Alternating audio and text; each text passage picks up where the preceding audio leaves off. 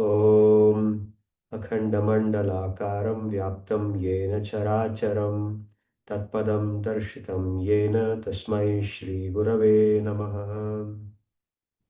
Namaste everyone. So today's class we will continue from where we left off. In the last class we were looking at this PPT, Samsara and Moksha. What did we learn? We learned about the Jivatma's two states of existence, Baddhavastha and Muktavastha. The Baddhavastha is also called Samsara. And the Jivatma's consciousness is absorbed in Prakriti or matter.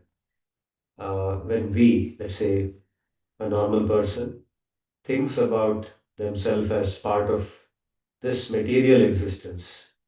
I am this matter, I am nothing but a transformed version of this matter. And everything material is what gives me my happiness. My fulfillment lies in my absorption in the matter. So my enjoyment, sense of happiness, everything comes from here. This understanding is samsara avastha. In the moksha avastha, the person is able to clearly see themselves as not matter, but as something very distinct and superior to matter. The pure Atma or Atma, Jivatma. I am the pure Jivatma. There is natural happiness within me. I am full of knowledge and I am part of that infinite Paramatma. We talked about the four states or four avasthas, Jagrati, Swapna, Sushupti, and Samadhi. Then we also looked at these details. Going forward, we saw this the three essential ontological entities that Bhagavad-gita pertains to, and more generally, Vedanta pertains to. Bhagavan, the universal being, also known as Paramatma, Brahman, Ishvara, Parameshvara, different terms are used. Jivatma and Prakriti. The connection between Jivatma and Prakriti is what defines samsara. Prakriti is understood through various ways, and one of the prominent ways of understanding Prakriti is through the three gunas, Sattva, Rajas, and Tamas. Moksha is the state of being free from Prakriti or free from samsara, and the path to moksha from samsara is through yoga. And broadly speaking, Bhagavad Gita touches upon three systems of yoga: karma, jnana, and bhakti. In many ways, these are not completely independent of each other. There is a connection between them, which I will explain in much more detail as we learn about yoga. So we went till this slide in the last session, and then I got your word files and your doubts. So today we will begin again with the doubts. We'll discuss them briefly and then go to the next concept. So this is Ashita's first question. How can we consciously understand and be mindful of our eternal nature? All I could think about is regularly practicing meditation and being connected to Sanatana Dharma by listening to scriptures and reminiscing about God. Are there other ways? Now, I thought about this and I thought one good way to answer this could be to look at this slide where I've identified three terms: Shravana, Manana, and Nididhyasana. This is from Adi Shankara's works. And the other Vedantic scholars, the other schools of thought also have not, sort of accept this. That this is involved in any kind of spiritual practice. Shravanam means listening or hearing to a person who knows about it. Some knowledgeable person, maybe our teacher or our Diksha Guru or some Acharya who knows about it. Or reading about it from the Shastra directly through Swadhyaya. That also can be absorbed under Shravana. Coming to know about it theoretically. Manana is then reflecting upon what we read or we heard to understand it better, to clarify, remove the doubts, make it non-ambiguous, reflecting. So a person who is seriously interested will naturally do that. Once they read something, then they are curious to know, first of all, why did they read it? Not because somebody told them, but because they wanted to know it. Similarly, why do they hear from a guru? Not because somebody told them that you have to do it, this is part of your job. It's just because they are so interested in it. Shravanam is meant to be done like that. It's out of self interest. You're driven to do it. So, manana naturally comes if somebody does it with interest, because after you finish that swadhyay or that hearing, listening to somebody, you go back and think over it. Have I really understood what that person said? Why did the person say this? So, chewing the thoughts again, chewing over what you heard. That's called mananam. And then nididhyasana is actually trying to internalize it. You reflect on it even deeper. Okay, this is true. I am the Atma, I am not the body. I understand that. It makes sense to me. But how do I actually realize it? How do I feel it? I don't feel it actually. I only feel that I am the body. All my bodily requirements like hunger, everything, thirst, all these things bother me. How do I actually internalize this? This is called nididhyasana, this kind of contemplation. Nididhyasana is contemplation. It's not physical work actually. It's all of them involve the mind. Shravana, Manana, Nididhyasana. The deepest one is Nididhyasana, when you actually sit down and only devote yourself to doing that. And this is very essential in Jnana Yoga, in the path of Jnana Yoga. This kind of Nididhyasana is very important. In the part of Bhakti, the same nididhyasana happens in a different way, where the person thinks about themselves as a servant of Bhagavan and deeply contemplates doing activities which are pleasing to Bhagavan and how they are pleasing to him, contemplates on his pleasure. That's the very fundamental difference between the approach of Jnana Yoga and Bhakti Yoga. In Bhakti, there is a personal connection with Bhagavan.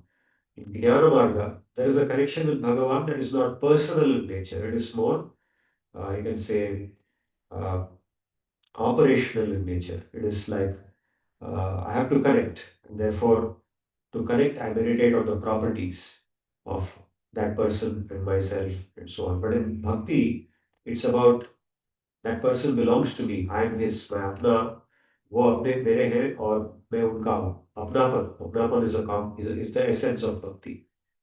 So anyway, both of them involve nididhyasa.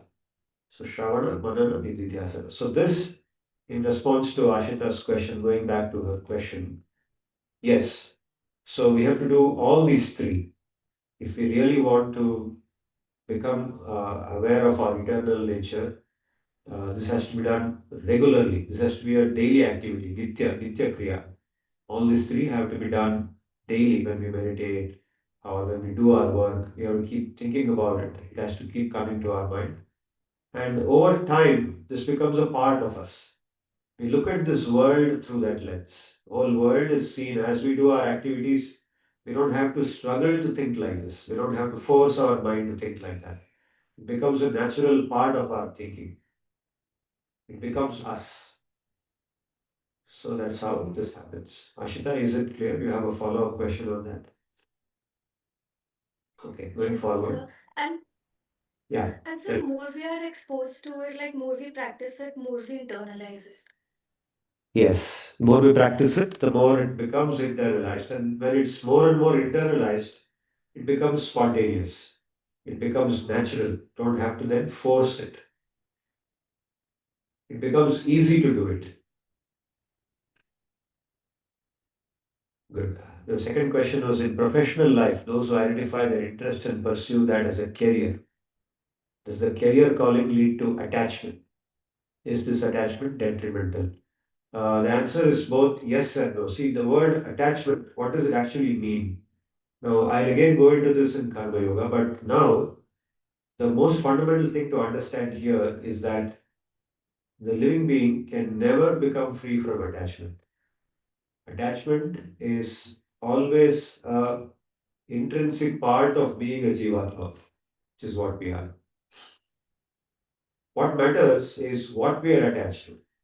Are we attached to matter or are we attached to the real understanding of ourselves and our connection with Bhagavan? So, which attachment are we right now having, and which attachment should we ought to have. So Bhagavad Gita is not, it's talking about becoming detached, but it's talking about being detached from matter, but becoming attached to Bhagavan. So Bhagavad Gita is not about becoming free from attachment altogether. So here, becoming attached to a particular form of career, does career calling lead to attachment? Obviously it does. So when we become very interested in pursuing a particular type of career, let's say now you want to become a professor, you want to become an academic, and you develop a liking for that thought. I'll be, and you visualize yourself as being a professor, an intellectual, a researcher, and you want to be that. So naturally, attachment is there. Okay, now when does it become detrimental? Becomes detrimental when it is situated in misconception. Misconception of your own identity as eternally that. But if you realize, along with being a professor and a researcher and enjoying that career, at the top of your mind or even at the bottom of your mind, in your mind, there is a clear understanding that yes, in this lifetime, I'm doing this as part of my career only for it's going to last for some time, for the next 40 years or whatever time. But the larger purpose of my career is my connection with Bhagavan. Through my career, through all my activities, my objective is to connect with Bhagavan and to serve the society as a servant of Bhagavan. So if that is there, then that attachment to career, that form of attachment to career is not detrimental. It's actually beneficial. It'll uplift you. It'll, as you think about your career and your work in that way, it'll actually take you closer and closer to God, and that is spiritual life. That's the meaning of spiritual life. Spiritual life, like we also said earlier, is not about leaving your career and going elsewhere. It's about doing your career with this mentality. And that is how that attachment is very important. It's important to be attached to career with this mentality, and that benefits you. Again and again in Bhagavad Gita, the idea of not doing your work or abstaining from work is condemned by Bhagavan, is repeatedly condemned. Many times Bhagavan says that you should not abstain from work. Instead, you should engage in work in connection with Him, with Bhagavan, and offer all the results to Him. Or, do work as an offering, whichever way. So all these things we will discuss in more detail in yoga. But the essential point is attachment is detrimental if it is wrongly done. Attachment is beneficial if it is done correctly. So career calling as attachment should be done in the correct manner. And So sir, if yes, by correct manner here we mean that we should be connected with God so that like we can do activities like CSR, which is good for uh, good at larger scale and beneficial for the people and society. absolutely. When we think we are connected to God or connecting with God means connecting with everything that's a part of God. So yes, society is a part of Him, and doing things that are beneficial for society as a whole, not only for ourselves, is very pleasing to, particularly when it's done with that mentality that it's pleasing to God. It's not done with the mentality that by doing this I will become famous. Now, if you see, for example, the president of the most powerful country in the world is very hungry to get a Nobel Prize, and he keeps announcing that I've stopped so many wars, I've done this, I have done that, I should get a Nobel Prize. Right? So, what is he attached to? He's attached to the thought of himself getting a Nobel Prize, and not actually to doing good for society. So, if it's done with that mentality, then there is no spirituality in that. But it's done with the mentality that yes, this everything belongs to God, and CSR or whatever activity is done for everybody's good, and I'm a part of that. When everybody becomes happy, I'll also be happy. Naturally, because I'm a part of everybody, right? So yes, correct. You're right. Shall I go forward? Okay. Now, possible IKS topics for management research. Practices from IKS to alleviate employee suffering or negative work outcomes like employee turnover. Yes. So you can actually look at the literature in management, which is talking about negative work outcomes or different types of suffering like depression, stress. or whatever else that employees face. And organizations face employee turnover as a problem. So, how will that be influenced if we are able to bring in certain IKS related practices, some understanding from the IKS, which can be brought in, some cultural changes in the way in which the organization treats its employees, the way the organization looks at employees, the kind of language they use, blah, blah, blah. So many things which can be brought in there. And whether that can actually alleviate employee suffering. Can we bring that out in a research study? Yes, I think it's possible. Lessons from Bhagavad-gita for Indian leadership styles, very much possible. So, in fact, I can share with you some of the thoughts I shared with some of the MDPs. You also sat in one of my MDP sessions. I've had subsequent sessions also. So there, I bring in the idea of seva bhav versus swartha bhav. Indian leadership is grounded in the idea of seva bhav as against swartha bhav. All leadership in Indian thinking is about seva bhav. And how is that operationalized in leadership? Where the person's bhav as a kshatriya, as a leader, as the you can say the adhikari, that is also satisfied because that ego is there. Along with that ego, there is also seva bhav to whatever extent possible. So how does Bhagavad Gita talk about it, and how does the larger IKS also talk about it, and how can that you can say fit in with the leadership theory that the Westerners have introduced, Western leadership styles, leadership theories have evolved. How do we make a IKS study out of it for our PhD? That's possible, I think. Going forward, I got a couple of questions from Vedangi also. Can this realization that the Atma and Anatma,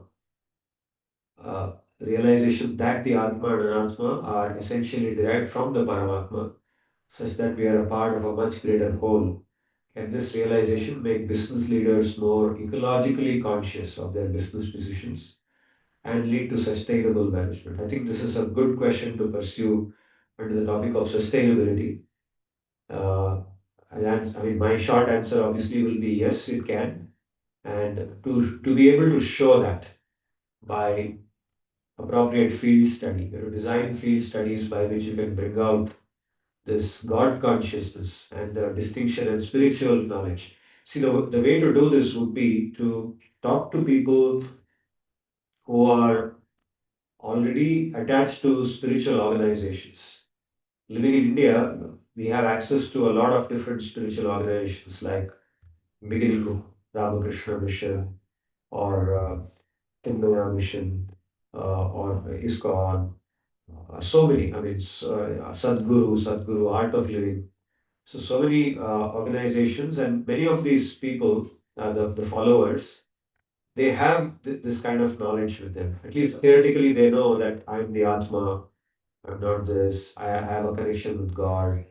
They think about God, at least they think about their Guru as God, like Sadhguru's followers, they think of him as God. So, whatever way, there is a God in their thinking, right? And so, the fact that they are actually doing everything as a service to God, this actually makes them decide things in different ways. How does it define? How does the decision change? How would it be otherwise? So, by connecting with these people, especially the people at the top, not just people at any level, maybe people at any level also, but people at the top particularly make major decisions. How does that influence sustainability? What are the aspects of sustainable management that Western literature identifies and accepts? From those frameworks, how can this thinking make a difference? So I think it can be brought out if you go into the depth of this. I think it's a good question to pursue.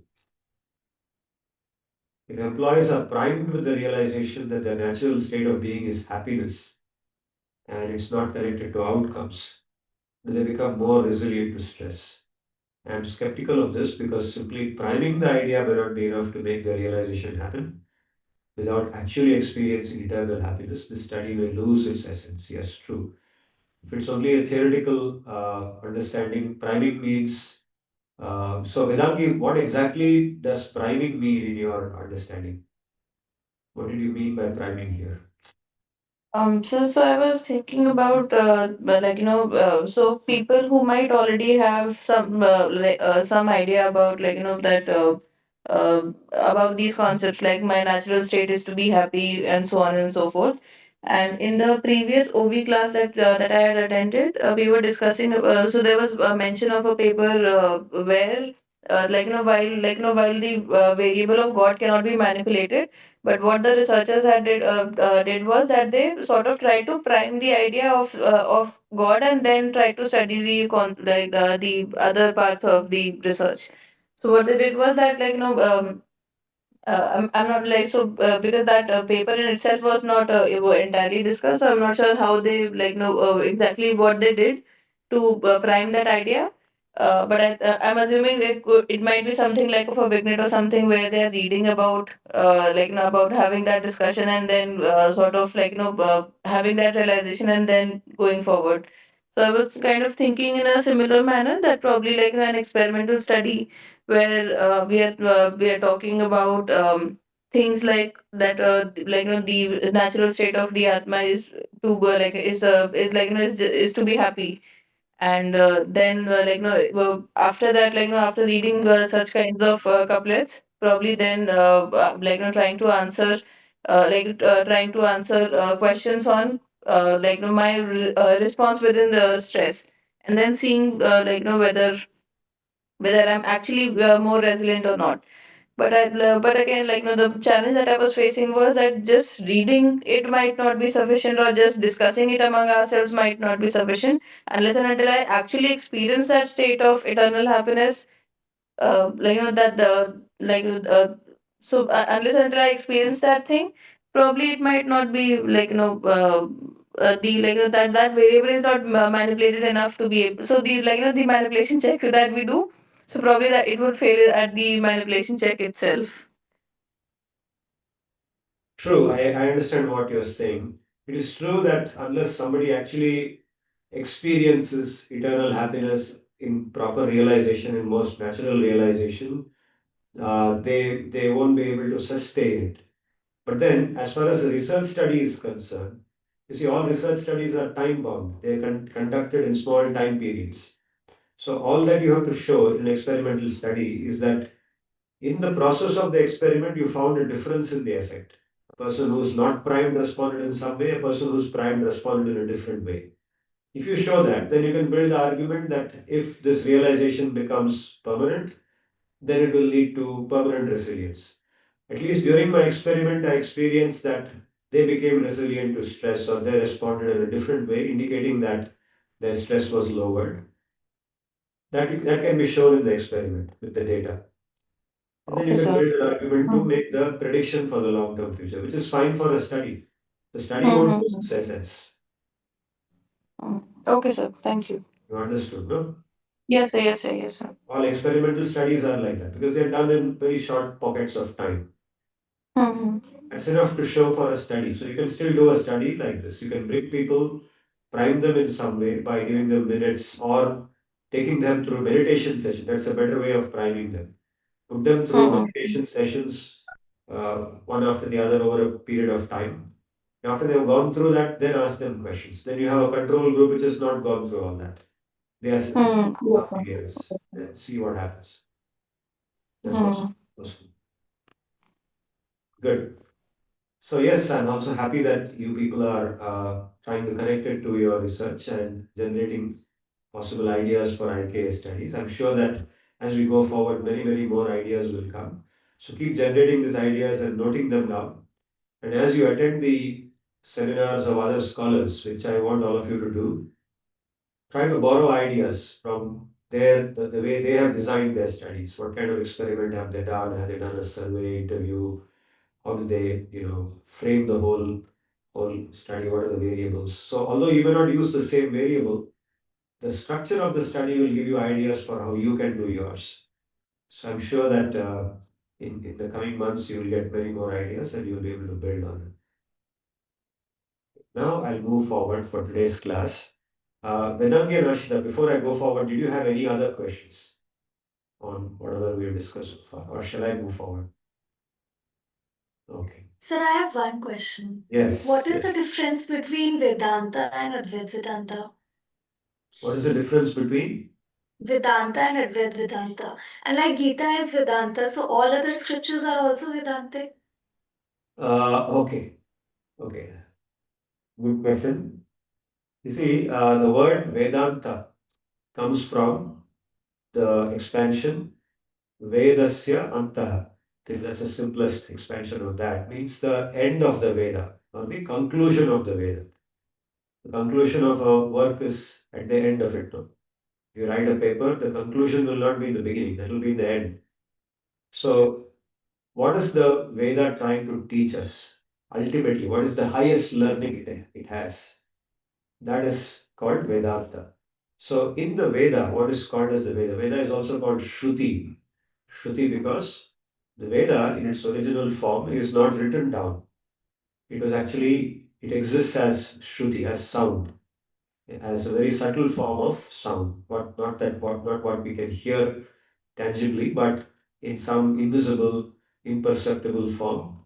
It exists like that. Now, through the rishis or through very highly realized people and through Bhagavan himself, that invisible sound is made perceptible sound in the form of the Veda that we know today. How we know it today, we hear it as Shruti, and the different mantras and so on. And that was written down in text by Vyasdev ji with the help of Ganesh ji. He wrote down this about 5,000 years back. The reason for writing it down was that this is the beginning of Kali Yuga. So in Kali Yuga, people have shorter memories. People have very less, you can say, brain power or intellectual power to be able to just catch the words of the Guru and transmit it. So to make it easier for transmitting the Veda and retaining its, existence through the Kali Yuga, he put that down into written form. Now, when he did that, he also included the Vedanta portions in the Veda. Veda includes Vedanta. So, where in the Veda is Vedanta included? Now, broadly, the Veda can be divided into four parts: the Brahmana, the Aranyaka, the Samhita, and the Upanishads. Now, the Upanishad portion, okay, what the other three portions have, we will see another time, but the Upanishad part of the Veda has Vedanta in it. So, Upanishad is an important part of the Veda. That part of the Veda essentially talks about Vedanta. So, Vedanta involves the kind of topics that we have been dealing with.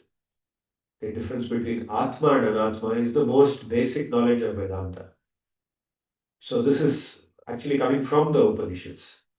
Now, all the texts which are devoted to that understanding, which the Upanishads present, are also Vedantic texts. And one of them is Bhagavad-gita.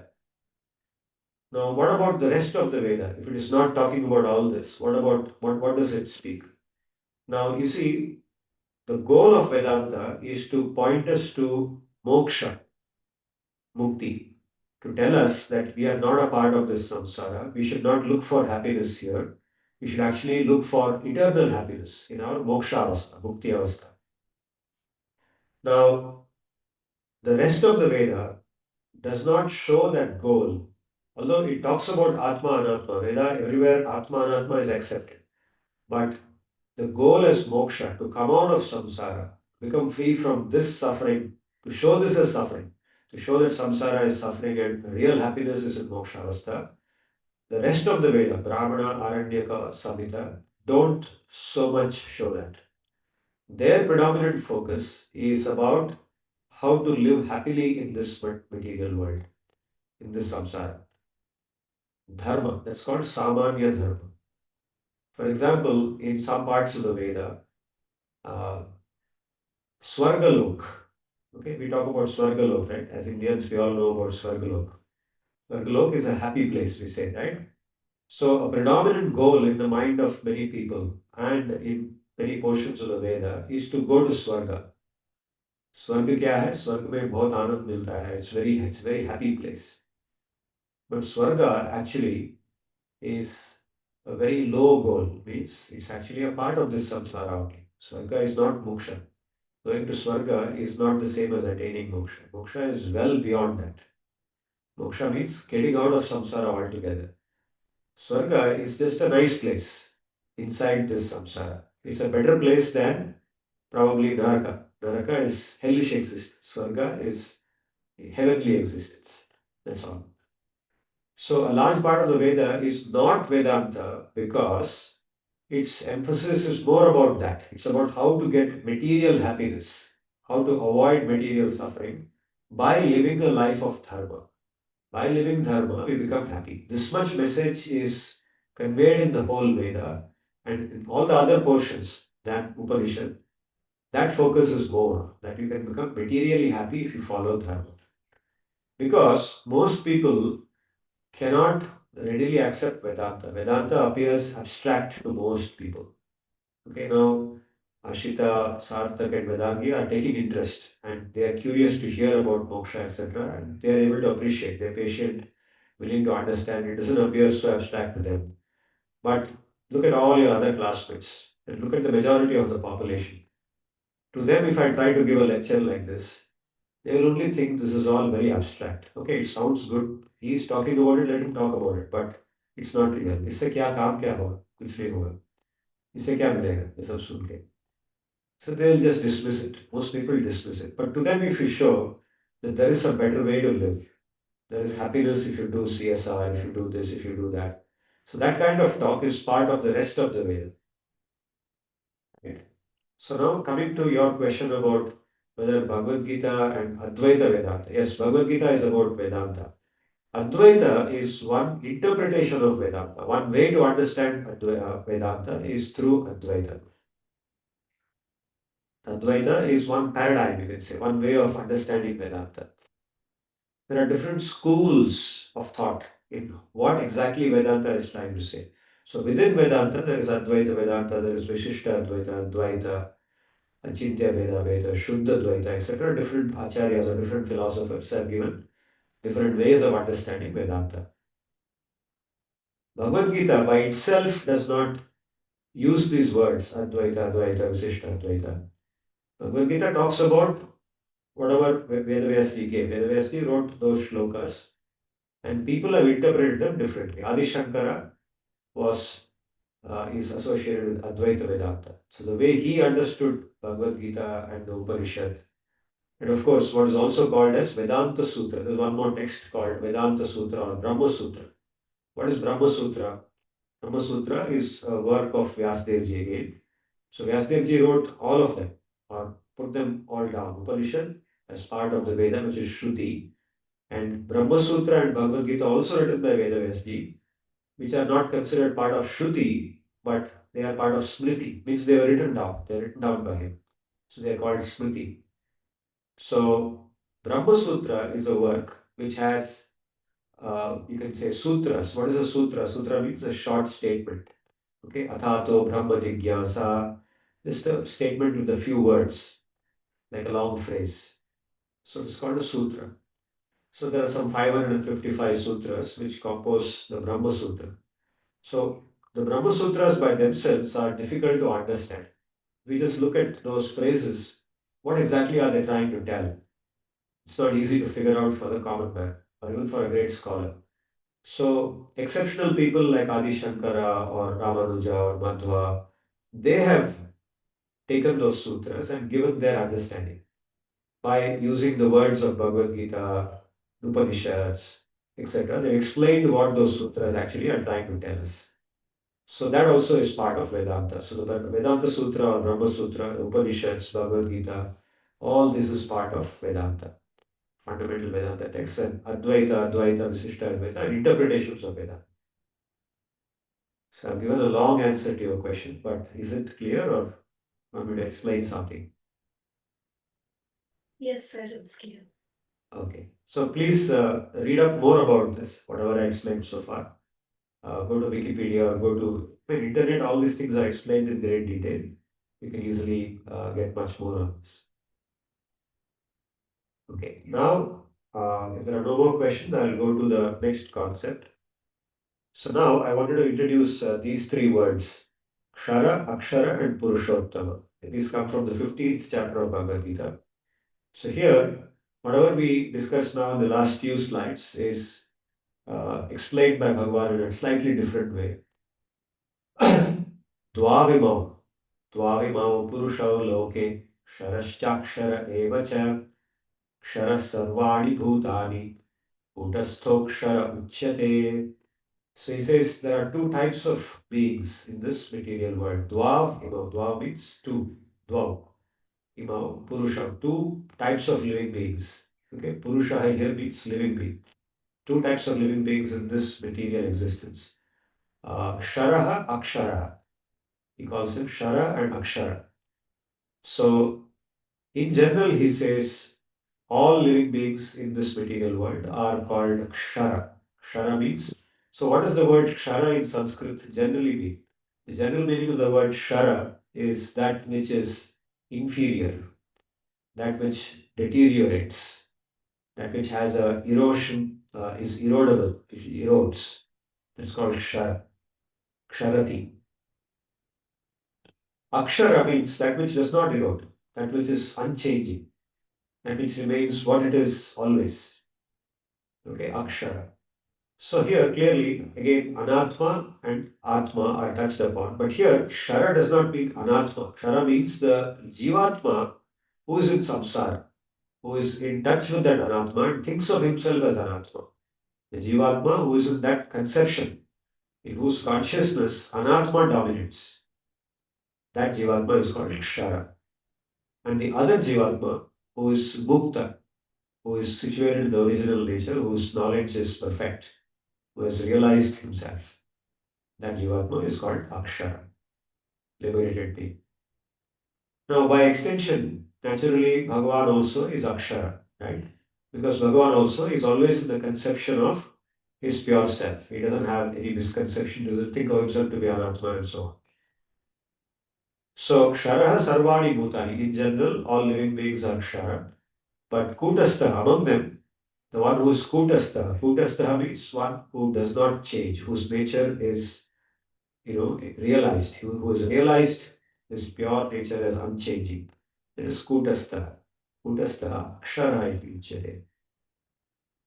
Uttamah Purushasvanyah Paramatmetyudahritah Yo Lokatrayamavishya Vibhartyavyaya Ishwaraha. Now he says there is another being called the Supreme Being, Uttamah Purusha. There is a third being apart from this called Purushottama or Paramatma. He says, Uttamaha Purushaha tu Anyaha Paramatma iti Udahritah. That being is called Paramatma. So now we are distinguishing between Jivatma and Paramatma. Yo Lokatrayam Avishya Vibharti Avyaya Ishvara. He is the master, he is supreme, and he enters the three lokas. So this word Triloka is used multiple times, and in this context, Triloka refers to this material existence, which has broadly three divisions. The what are called in English as the upper planetary systems, or the upper lokas, the middle lokas, and then the lower lokas. The upper lokas, or I can say, let's begin with the middle ones. The middle ones are the Bhuloka and Bhuvarloka. Okay, and the upper ones are the five, beginning with Swargaloka. Swargaloka, Janaloka, Tapoloka, Maharloka, or Maharloka, Tapoloka, and then Satyaloka. Swargaloka, Janaloka, Maharloka, Tapoloka, Brahmaloka, Satyaloka. These are five upper planetary systems, upper lokas. Then the lower ones are the, we say, Patal. So, there are seven of them. Let me see if I can recollect all of them from my memory. It's Patala, Rasatala, Talatala, uh, what else? Atala, Vitala. Okay, begins with Atala. Atala, Vitala, Patala, Rasatala, Talatala, Mahatala, and one more. Okay, so there are seven of them. Okay, so totally 7 plus 2 plus 5 is 14 lokas. The 14 lokas together are divided into these three. So that's one understanding of three lokas. So that's what it refers to here. That supreme being Paramatma enters into this material existence and sustains these lokas. Right? So that is different from Kshara and Akshara. He is beyond even Akshara. Yasmat Ksharam Yasmat Ksharam Atitoham अक्षरादपि चोत्तमः अतोऽस्मि लोके वेदे च pratitah purushottamah. So he points out that I am that person. I am superior to both Kshara and Akshara, and I am supreme. So in some places in Bhagavad Gita, you will see Bhagavan talking about himself in first person. And sometimes he talks about himself in third person. In the last shloka, we saw him talking about himself in the third person, referring to himself as somebody else. But now he is talking about himself in the first person. He says, I am both Shara, I am superior to both Shara and Akshara. Of course, he is basically Akshara, but even among Akshara, he is distinct. He is not like the other Jivatmas who are Mukta. He is distinct from them, and he is supreme. Yasmad Ksharamatoham Aksharadapi cha Uttamaha. Because I am superior to both Kshara and Akshara, I am celebrated in the Veda as well as in this whole samsara as Purushottam. I am called Purushottam, the supreme person. And then he says, Yo mamevamasam mudho janati purushottamam sa sarvavid bhajati mam sarvabhavena bharata. So this is towards the end of the 15th chapter. As he concludes the 15th chapter, the second last shloka is this.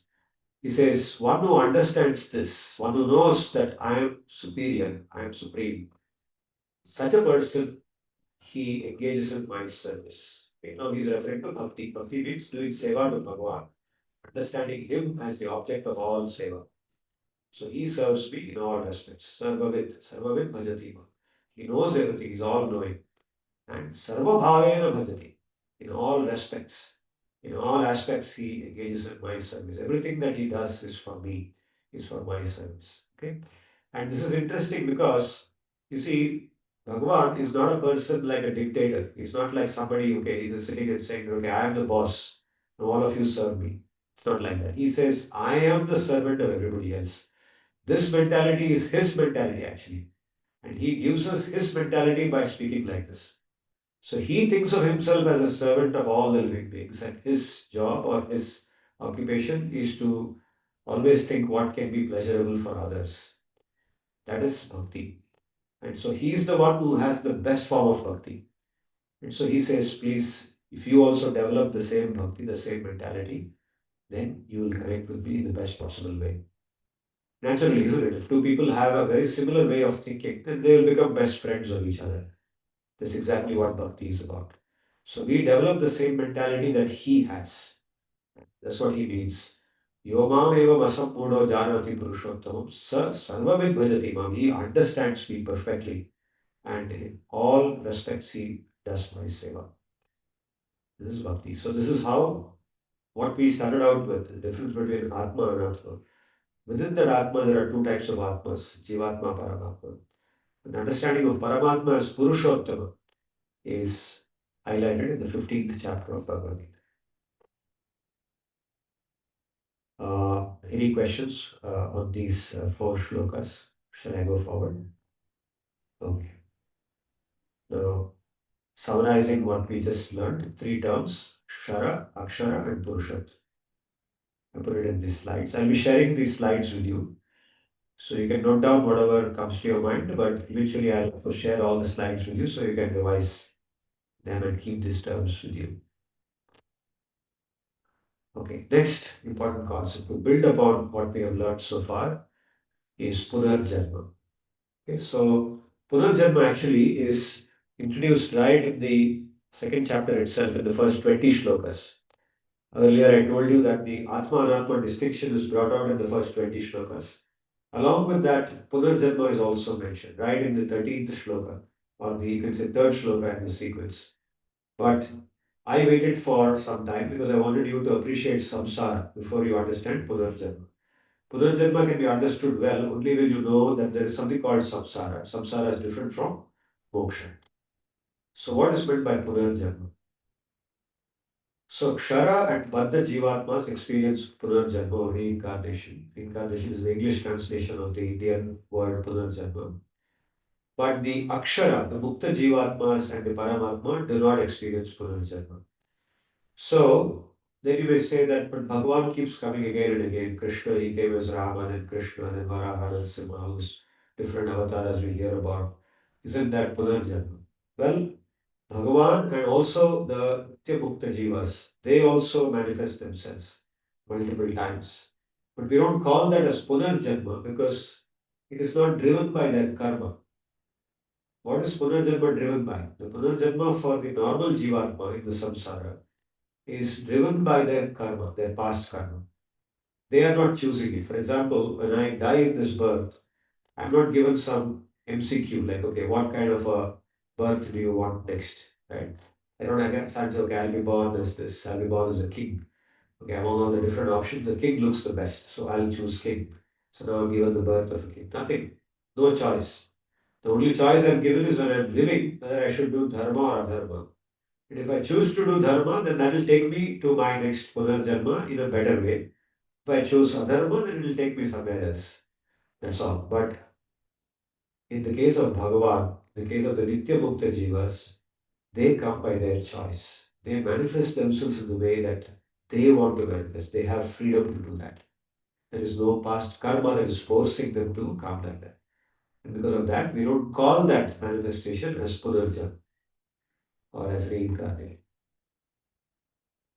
Okay, so now in the 12th shloka of second chapter, Sri Bhagavan says this. He says, Natve vaham jatu nasam, natvam deve janadhipaha, na chaiva na bhavishyamah, sarve vayam atah param.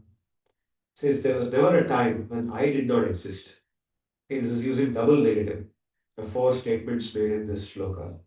The first statement is that there was no time when I did not exist. It's a double negative, which means to say that I always existed. Similarly, Tattvam De Ime Janadipaha. Uh, nor you, nor these things. They never did not exist. Okay, again double negative. Then he says, Nacha eva na bhavishyama. So there will never be a time when in the future when you will become non-existent, which means in the future also you will always be existent. It's sarve vayam atah. And all of us in summary will always exist. Okay, so this is the very first thing that is taught after the 11th shloka. 11th shloka is when Bhagavan begins to speak to Arjuna and he scolds him. It's a scolding shloka. After that, he begins with this. First thing taught is this. And then he says, 13th shloka, Dehinosmin yatha dehe kaumaram yauvanam jara तथा देहांतर प्राप्ति धीरस्तत्र न मुह्यति. So he gives a logic for appreciating this idea better. He says, in a given lifetime, asmin dehe, in this body, yatha kaumaram yauvanam jara. Kaumaram means a state of being a child, kumara avastha. Normally a child of about 5 years of age or less than 5, let's say between 4 or 5 years of age is called a kumar or kumari, in the case of a girl. Right? So Kumara Avastha. Then a youth. But then after some time, the child becomes a teenager, 15, 16, 17 years of age. Yauvana, okay, or Yuvati, Yuvakaha, Yuvati. So Yauvana Avastha. Then later on in life, goes through multiple transformation and the body becomes that of an old person, Jara, okay, Jara Avastha. So he says, just like the living being, in this given body goes through different stages, like that of a small child, like that of a youth, like that of an old person. Tatha dehantara prapti. In the same way, there is dehantara prapti. Means after this dehanta, dehanta means the end of the body. After this body ends, there is another prapti, there is another state. And that is nothing but very similar to this body. You will get another body which will also go through the same states. So tatha dehantara prapti means what you get after this birth will also be tatha, means like the way it was now. Whatever you went through now, same thing you will go through again. It's meaning of yatha tatha. Yatha this, tatha that. Right? Dehinaha means of that which has in the deha. The word dehi. Dehaha means the body. Dehi means one who has the body. The Atma, the Jivatma. The Jivatma is dehi. Deha is the body. So Dehinaha, of the Jivatma. Of the Jivatma, how the experience of child, youth, and old age happens. In the same way of the Jivatma, the experience of child, youth, and old age will happen in the next birth also. So this is the Mula Shloka for, you can say, a very introductory shloka for reincarnation. It says, you will go from this body to the Tatha, Dehantara Prapti. And then he concludes this shloka by saying, Dhira Tatra Na Muhyati. The person who is wise, the person who is educated, who is learned, who knows this, who has understood this and internalized it, does not get perplexed or does not get confused by this, or does not get, you can say, shocked when this happens. So death will eventually come. Somebody in the family will die, or that person experiences their own death. Right? Each of us will experience our own death at some point in the future.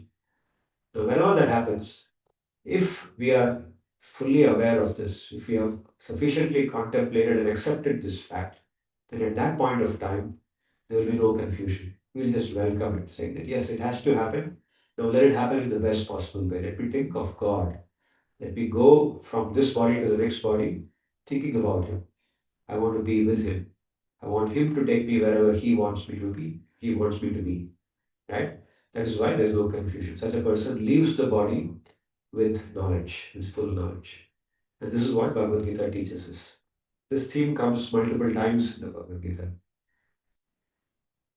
Then in the 22nd shloka, after a few more shlokas from the 13th shloka, Sri Bhagavan makes this shloka, it's very beautiful. He says, Vasamsi jirnani, Vasamsi jirnani yatha vihaya, Navani granhati naroparani, Tatha sharirani vihaya jirnani, Punyani sanyati navani dehi. So, very rhythmic, rhyming kind of shloka Vyasdevji has composed. Says, the clothes we wear, the given lifetime, right? We wear a particular garment and we don't think, nobody thinks. When we buy it, we think that this garment is mine and it's going to be with me all my life. But actually, reality is that it won't be with us all our life. We use the garment, we use it, reuse it, reuse it, reuse it. After several usage, after several times, after using it several times, the garment naturally becomes worn out. It wears out, becomes old, it fades, the colors fade, the buttons come off, holes start appearing. Many of us may not wait till then. Some of us don't mind. We will wait until it really becomes unusable, but eventually, even such a person will throw it out and either give it to somebody else or use it like a cleaning cloth or just put it in the dustbin. It's over. Ultimately, it gets discarded. In the same manner, the Jivatma, Vihaya Jirnani, Dehi. Again, the word Dehi is used. The last word of the shloka is Dehi. So, what does the Dehi do? The Dehi, the Jivatma, discards the garment. The body is just like that garment. And the body, as it gets used, as it goes through various activities, if it is used in a proper way, in a healthy manner, this body will remain for a long time. But if it's used in some arbitrary manner, it's called abusing the body. If you abuse the body, then it will quickly wear out. Right? Like we see in many cases, body very quickly wears out, and then the jivatma has to discard it. It has no choice. Even if it says, I don't want to leave, it has to leave. Prakriti will force it to leave. So it discards that body, that goes into a new body. It says, Tata Sharirani Vihaya Jirnani, leaving that old body, Anyani Sanyati, it goes into another body. Anya here means another. It goes into another body and accepts that body. Navani, it's a new body. It takes birth as a new human, new being, a new baby, a baby with a new fresh body. If you look at the body of that baby, and if you look at the body of the old man or woman which the Jivatma occupied earlier, there will be no similarity between them. They look very different from each other. That's why it's difficult to believe that reincarnation ever happens, right? But that is through Shabda Praman, we know that. We know that this is how it is. So these three shlokas in the Bhagavad Gita, straight away, right in the beginning, describe reincarnation or Punarjanma.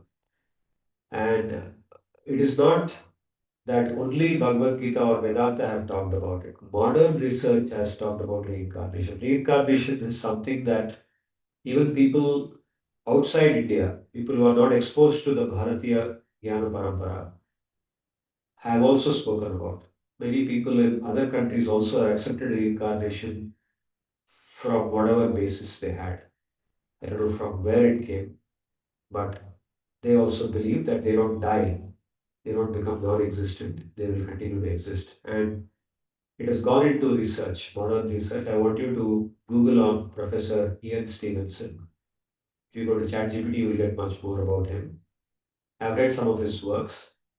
He's written enormous amount of literature on reincarnation. He was at the University of Virginia in the US, had a very long life himself, and did a lot of research. So his research was basically based on the his methodology was to identify children, young children who can remember their past births.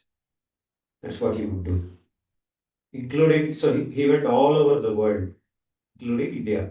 He visited India also. In India, he found many cases of reincarnation. He found children, small children, who could remember their past birth. So he would conduct field research with a team of people funded by his university, where he would go to that place, the village or wherever the child was, meet the parents of that child, talk to the child, and try to get evidence to show that this is not a fake case. This is genuine. So he would, for example, ask questions like, "What do you remember?" Then he would get all the details. Then he would go and try to locate that place where that person said they were earlier. And he would go and talk to that family and then find out and corroborate the two details. And so he would get evidence like that and show that yes, seems to be a genuine case of reincarnation.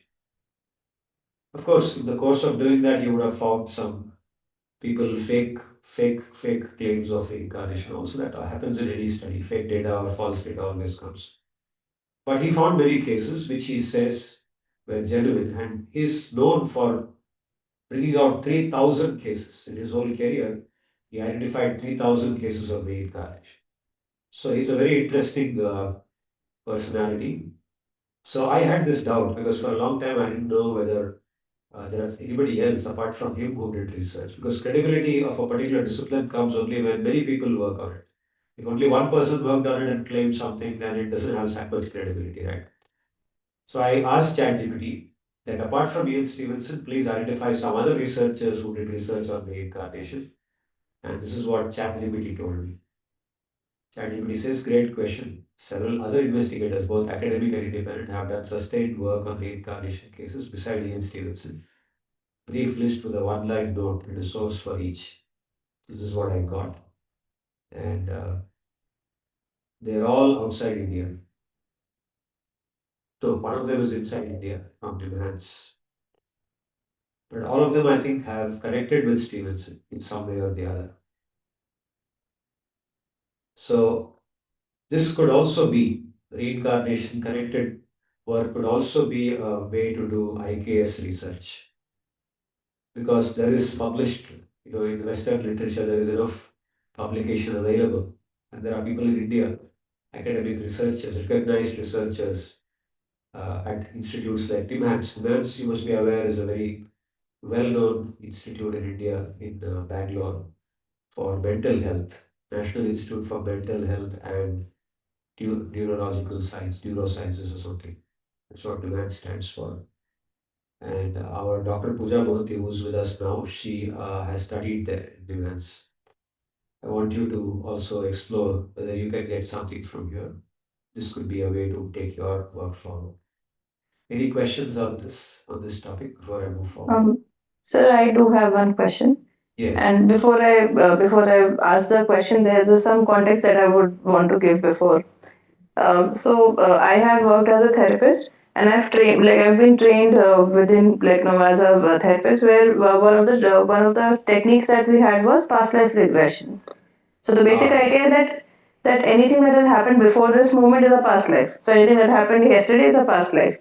Okay. But when we practice this particular practice, sometimes what happens is that so before this, this practice is this particular technique. This is used when a client is when a client has been facing a problem repeatedly. So there's some pattern of behavior or some pattern of events that is happening in their life repeatedly, and they're not able to understand why is this happening and why am I stuck in this, like similar things are happening again and again. So that is when we use this particular technique. So when sometimes what happens is that when we are using this particular technique, so generally, the expectation is that people will access memories from their current life, and then they will be able to resolve the issue. Sometimes what happens is that they are able to access memories which are not from their current, the simpler way would be the they are not accessing memories that are from their current lifetime. It could be so the most people theorize this that they are probably accessing memories from their past life. It could also be that they're that they're just imagining those scenarios. But whatever the case may be, I was just curious to understand how, and those memories are sometimes, when the process ends, the person says that I was not even aware that I had such kind of a memory in my mind. So I was just curious to know how is it possible that the so when we say that the atma is leaving the it is leaving the school body and then taking on another role, that means it would have left behind its all these subtle forms of the body as well. So if the No. no, okay. So, like I explained in the last session too, when the Jivatma goes from one Deha to the next Deha, one body to the next body, only the Sthula Shariram changes. The Shukshma Shariram goes with the Atma into the next body. And what goes with the Sukshma Shariram, like we said last time, the Manas, mind goes with it, the Buddhi goes with it, Okay. Ahankara goes with it. Mana, Buddhi, Ahankara are part of the Sukshma Shariram. They go with the Jivatma from one body to the next body. Also, what goes is the samskara. There's something called samskara, which I haven't gone into so far, but let me explain that now. Samskara means what? Samskara in Nyaya, I think Vedanta also accepts this, that samskara is, you can say the translation of samskara would be impression, impression created by experience, subtle impression in the Sukshma Sharira. So it exists in the Sukshma Sharira as a subtle impression resulting from experience. For example, let's say that I go to a party, okay, take a simple party example, and in that party, I experience certain emotions, emotions of happiness or whatever, nostalgia, or sometimes maybe sadness also. When I meet somebody, maybe something happens by which it's unpleasant for me, the party became very unpleasant, whatever, or I had certain types of food and something happened. So each experience, any experience in general, creates a samskara in the subtle body, in my subtle body, my linga sharira. Now, that samskara is the basis for what is called smriti or memory. Smriti is also knowledge, just like experience is knowledge. The first form of knowledge is experience, anubhava. The next form of knowledge is smriti. Smriti comes from samskara. That's the understanding. In Nyaya, there are two forms of knowledge, Anubhava, Smriti. Anubhava is direct experience, like I said, going to a party and experiencing all that. That creates samskara. And later on, I remember that party. Let's say that after 2 days or whatever time, I have memories of that party. All those emotions may come back to my mind. How do they come back? I'm no longer there. They come back because of the samskara. That Smriti, I live through that again in my mind. So that is how uh, past life memory can be accessed because samskara is present. So this is of course very valuable what you said, that people, because of your past life regression technique, people are able to sometimes connect with something that they did not experience in the present life, and because they are saying something that they did not experience in the present life, we infer that it came from a past life. It's not just imagination. It actually came from their past life. Is that right? Yes, so we actually leave it up to the client to interpret it. Some people might interpret it as that it might be just a figment of imagination that I have created certain scenarios in my mind to be able to better understand myself. Some people say that I probably might have accessed my previous life. and some people might equate it with a dream or something else. So we leave it up to the client, however they want to interpret that. But sometimes this happens that the memory that they are recalling is not from what they have experienced in this life. That much is clear. You can make Yes, out yes. that whatever they're experiencing is not from this life. That So is the clear. client is able to, the client is able to tell that, this memory is not something that has happened in my life. So, it might be either a story that I'm making up. It might either be a past life memory, or however the client wants to justify it. So we leave it up to the client in terms of how you see, how you, what is your worldview about this memory that you had. So we do not impose our own interpretations. It is left up to them. Most of the people do interpret it as that I might have accessed my previous birth memories. Absolutely. Many people may interpret because it naturally comes to the intuition that I had an existence before. Uh, it's not just my imagination. It intuitively comes. But some people may dismiss it as just a hallucination, like in a dream. They will just dismiss it like that. Am I right? Yes, Okay. sir. Yeah, yeah. Now, in the course of this, you also mentioned one thing that what we mean by past life in this regression technique is that we only refer to a previous day. For example, your yesterday is considered as equivalent to past life. It's not literally what we mean in the Bhagavad-gita as a previous janma.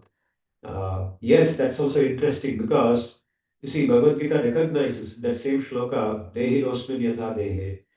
There is an implicit recognition that every moment actually we are changing our life.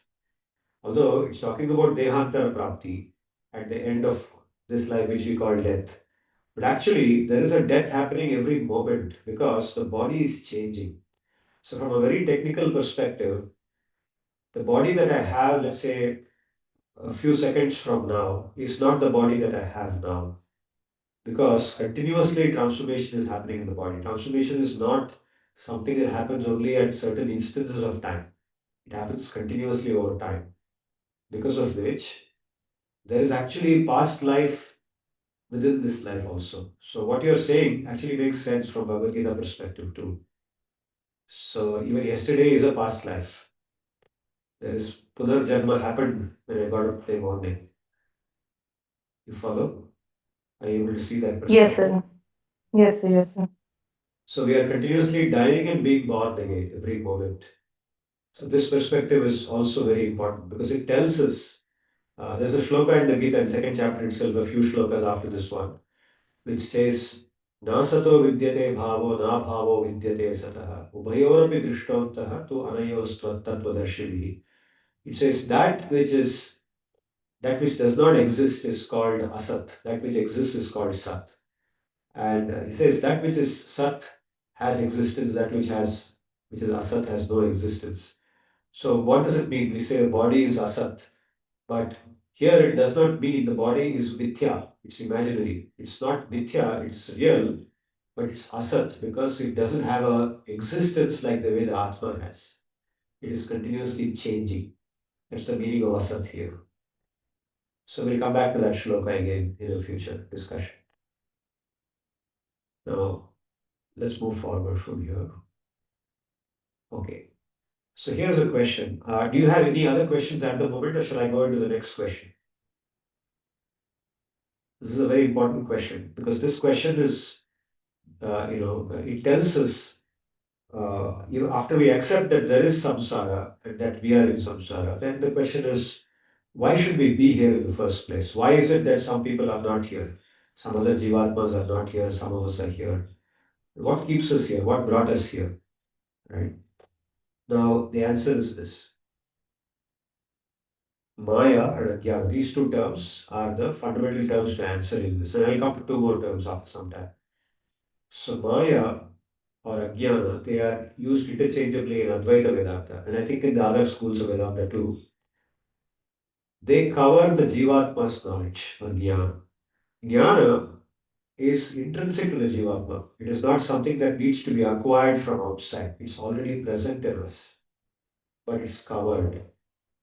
Just like the body has covered us, this gross body and the Sukshma Sharira, the subtle body, they have all covered us. Similarly, a third thing that's covering us which is even more subtle than these two, is this Ajnana or Maya.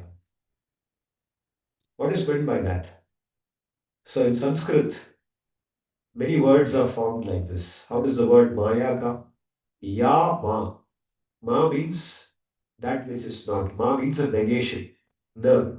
The same as na. When we write na, what do we mean? Na means not. Or does not. When you want to negate something, we add na to it, right? So similarly, ma. Ma is used in the same sense as na. Ya Ma. That which doesn't exist, or that which is false, or that which is not true, right? Ya Ma, Maya. Illusion. Maya facilitates the jiva's material existence. It's Maya which makes the jivatma think that you are the body. It's Maya which makes the jivatma not understand that it is the Atma. Sri Bhagavan says in the fifth chapter, Nadatte kasyachit papam nachaiva sukritam vibhuhu ajnanenavritam jnanam tena muhyanti jantavaha. So the second line, the second part of the shloka, the Uttarartha, is what we are interested in. It says, Ajnanena avritam jnanam tena muhyanti jantava.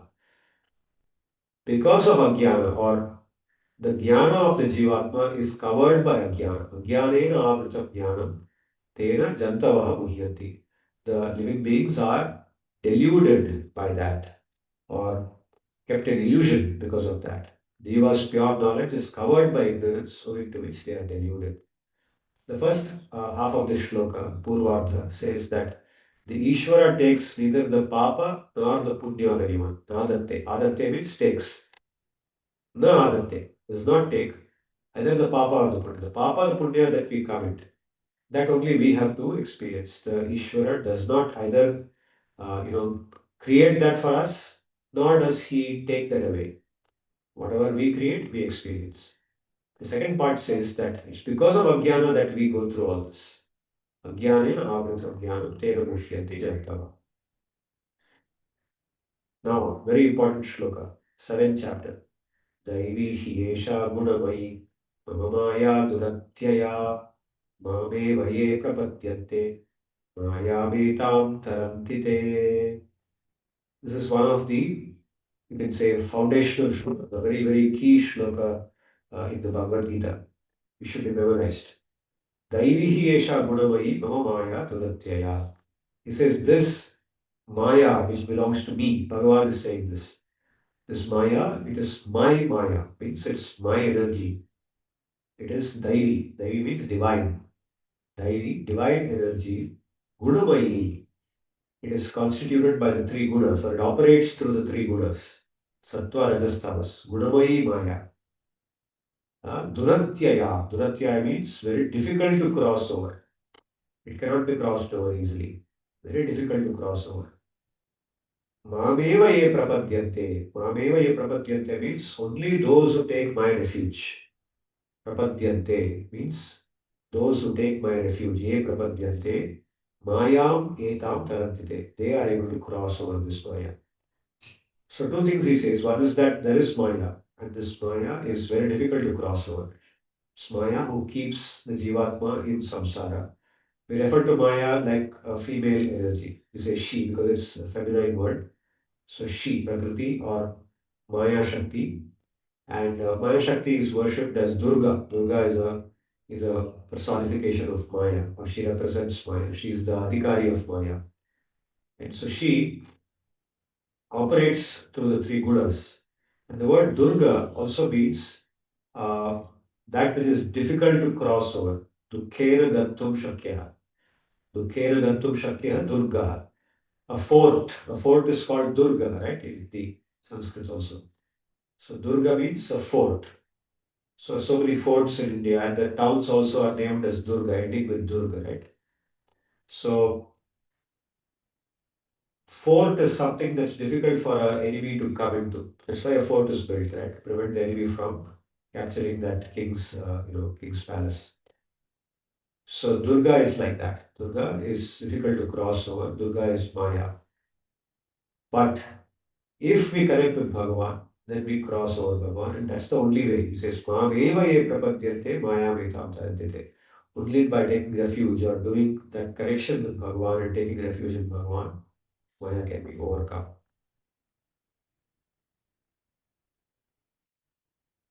Okay, now why do we come under Maya? What makes us become prisoners of Maya? These two words are very, very important and they pervade actually all Vedantic discussion, different ways. Icha and Dvesha. So this shloka in the seventh chapter of Gita therefore becomes very important. Icha Dvesha Samuttena Tvanvamohena Bharata Sarvabhutani Sammoham Sarge Yanti Parantapa. So he says because of two things, Icha and Dvesha. Icha and Dvesha, they exist, inside us. And they are ones which make us come under Maya. What is meant by Icha and Dvesha? Ultimately, you can say both Icha and Dvesha are forms of our own thinking, which comes from the Jivatma. Icha or desire is the intention to or the craving for enjoyment, material enjoyment or selfish enjoyment, enjoyment for myself. I am this body and I want to enjoy. I want to feel the pleasures of my senses. And I want to feel the pleasures of my senses through this material energy. That is Icha, that craving. And this takes different forms. Now, Dvesha is the craving for another person's suffering or lack of enjoyment. So, on the one hand, Icha makes us want happiness for ourselves. On the other hand, Dvesha makes us want suffering for others. So, when Dvesha is acting, we feel happy when the other person suffers, or we feel unhappy, we feel miserable when the other person becomes happy. The other person is successful, we become jealous, we develop hatred. So statements like this come from our mouth. बहुत अच्छा हुआ उसका बिगड़ गया. He does not deserve it. I'll share an experience, a small experience. When I was a student, there was a particular professor. He was very well known. He was very famous in his field, a physics professor. And he was teaching. We took an elective course under him, some of us, a small class. And in one of the exams that he gave, one of the students, my classmate, he got caught copying. He was copying from somewhere else, and the professor caught him. And the professor took him out of the exam hall and he said, okay, now you don't have to come to this course anymore. I'm going to give you an F in this course.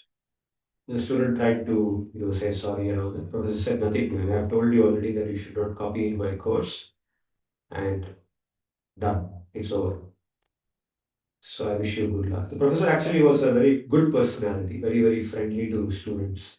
And many professors are like that, very friendly with students and so on. But there is a boundary, right? You should not transgress that boundary. If you transgress the boundary, then you have to face the penalty. So many professors who are friendly also may give very strict punishment, okay, everywhere.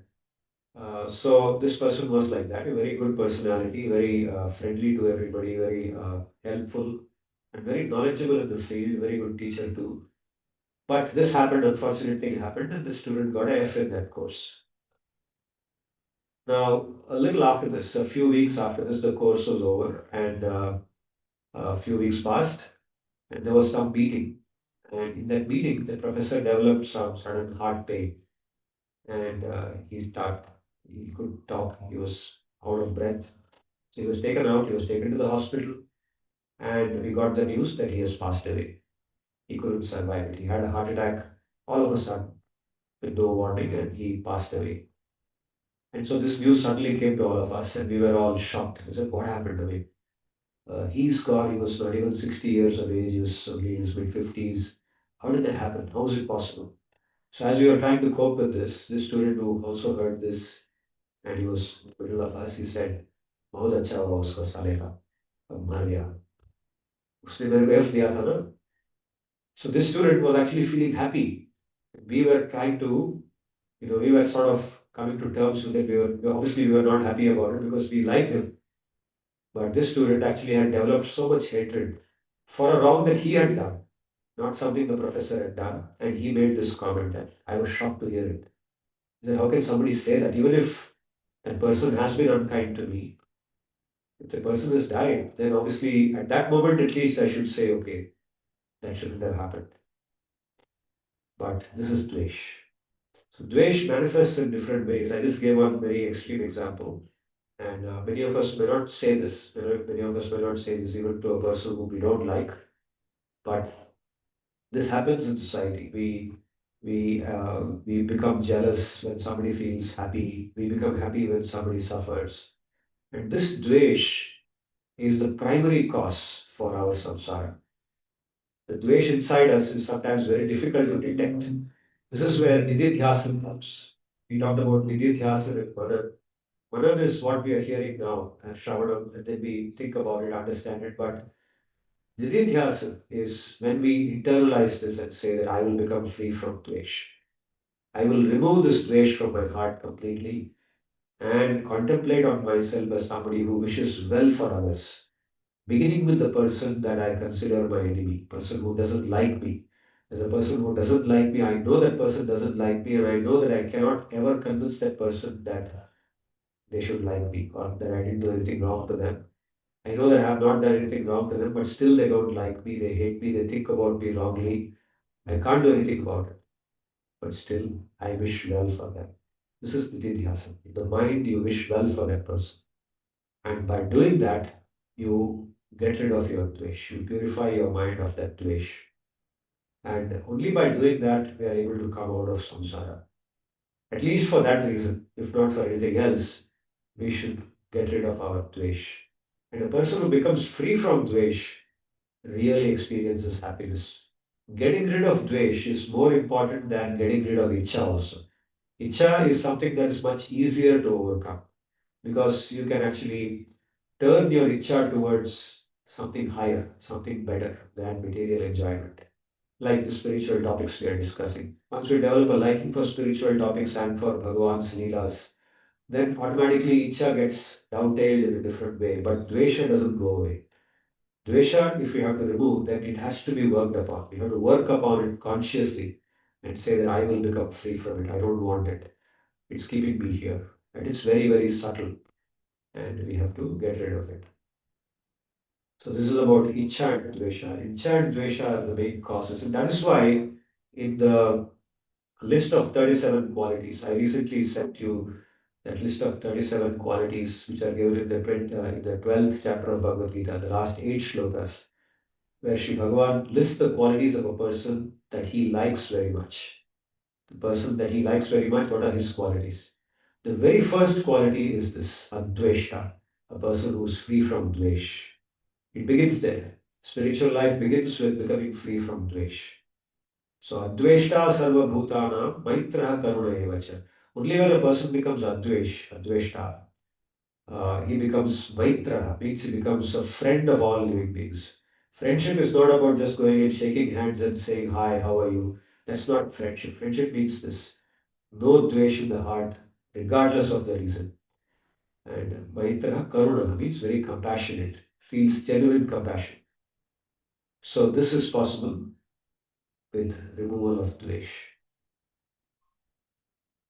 Okay, now before I go forward, on this slide, does anybody have questions? Icha and dvesh, we want to discuss. We have only 5 minutes left, so I can stop with this for today. Any questions? What are your thoughts on whatever I just said?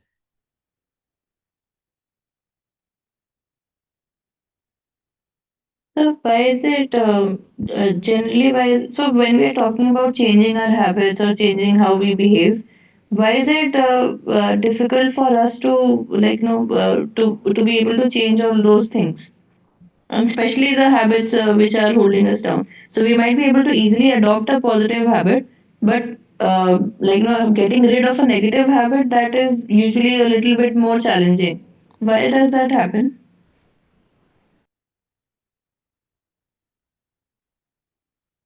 Because you see, habit is a behavioral thing. Habit is something external which we perform with our body and so on. But where does the habit originate? The habit originates in our tendencies inside, right? Tendencies inside originate from the fundamental desires like these. So if we have a particular craving, or samskara takes us towards something that we have developed a liking for, right? Samskara is there, we had experience which is positive with something, we want more of that. So that smriti comes back and says, let's do it again and again. So that negative habit holds us. It says that that experience will give you happiness. Again, it will give you happiness like it gave you happiness last time. So that behavior, we want to repeat and experience that same happiness again. Until the conditioning becomes such that without that, like for example, a drug addict or a person who is alcoholic, someone who is an alcoholic, they know that alcohol is bad for them. They know the harm that alcohol is doing to them. They are suffering. And they go back to it because without it, they become miserable. The dependence has become so strong. The samskara has become so, perverted, you can say, that it makes them feel miserable if they don't have that thing. It's no longer about becoming happy by having that thing. It's about preventing misery because of not having it. That's why alcoholics drink alcohol beyond a certain point. Similarly, drug addicts who take very strong drugs. So that's why giving up that negative habit becomes very difficult, because giving it up once you become so addicted uh, means having to face misery. You're not able to come to terms with that misery. In fact, in the case of people like alcoholics, it's not just psychological misery, it's bodily, reaction. The body reacts. The body cannot, they may die if you stop alcohol completely for them. Suppose somebody is drinking, let's say, relentlessly and has become so addicted to that, and all of a sudden you cut off alcohol from them, then they may just die. The heart may stop beating because the whole blood system, physical body has become dependent on it. So it's not just psychological for them, it's not just an obsession in the mind. Isn't it so, Vedaki? You must be knowing all these Truly, things. sir. Yes, sir. So then the misery becomes much more. It's bodily, it's even more than just psychological, because your body cannot take it. So you have to have it. The habit has to be repeated. So, Sir, what? sorry, I'm sorry. Please ask your question. So this is so another question on Icha. So when we say that, so generally we are like, no, we are generally told that we should not hold desires and we should give up desires.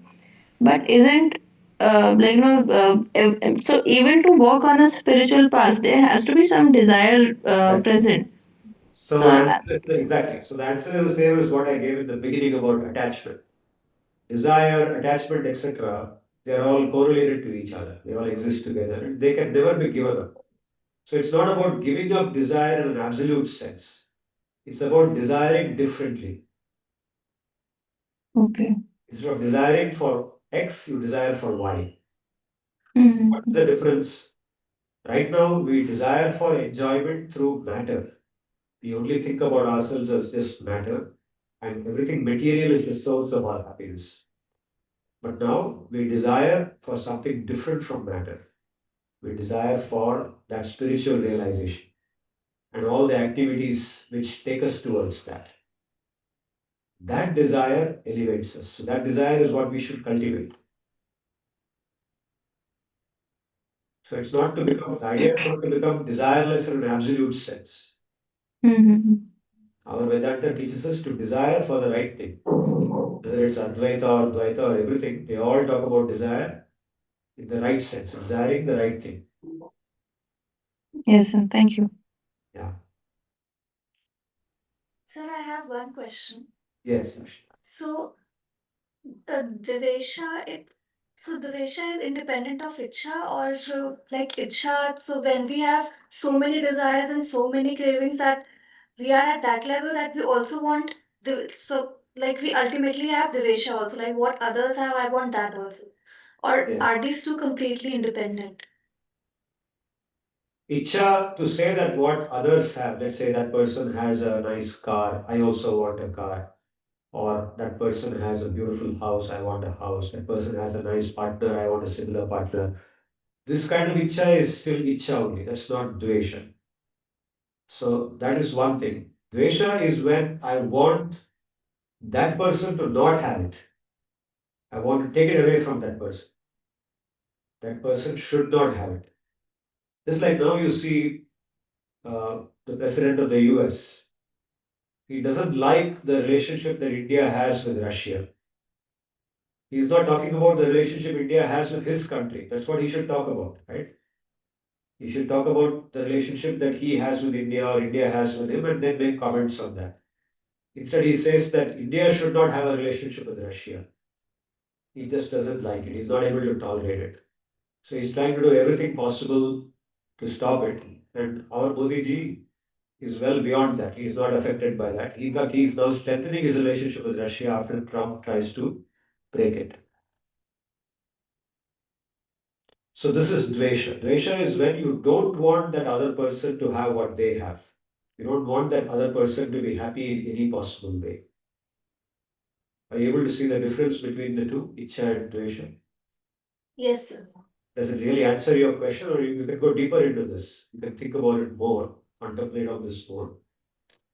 This is very, very subtle, but it comes from the thinking that others should suffer.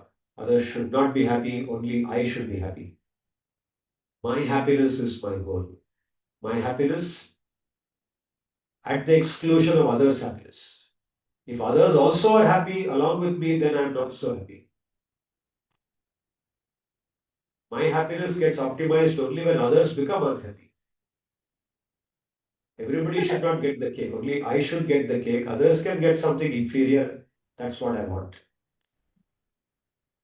This is called dvesha. So, is there any relationship between the Triguna and Ichha and Dvesha? Yes. So, because of icha and dvesha, we get under the influence of the three gunas. The three gunas are the three ropes. Okay, I'll be talking about three guna in great detail. We'll have several sessions on that. But to give you now in summary, guna means a rope. Basically, it means a rope or a string which ties us. So we are baddha jiva, right? We said we are baddha jiva, jivatma in the baddha avastha. Baddha means bound, right? So bound using what? Using ropes, right? To bind something using a rope, no? Rope or a thread. So three gunas are the ropes, the three ropes or three types of ropes with which we are bound to samsara. And why does that binding happen? It happens because we have Icha and Dvesha. Icha and Dvesha are the antecedents of that binding. They lead to that. It's because we have that we are put into this prison. Okay, now I'll conclude this with a small example from a movie. There's some movie I saw long back. I think it's called Beautiful People. It's about animals in an African forest. So there's one story there. They show one, actually, it's not a story, it's a real thing, where the tribals, the people who live in the forest, how do they find water? Now, how they find water, because the forest is so dense and it's not easy to find water. So they know that there's a particular monkey which has an intuitive way of finding water. The monkey can sense where water is present and the monkey goes and finds it. But how do they get that monkey to help them to find that water? So they catch that monkey. They catch the monkey and then make the monkey take them to water. So now the problem becomes, how do you catch the monkey in the first place? And how do you then make the monkey take you to the water? Because you can't talk to the monkey and make it explain or help it to understand what you want. So they have a very clever method. They figured out a way of doing it. What they do, first catch the monkey.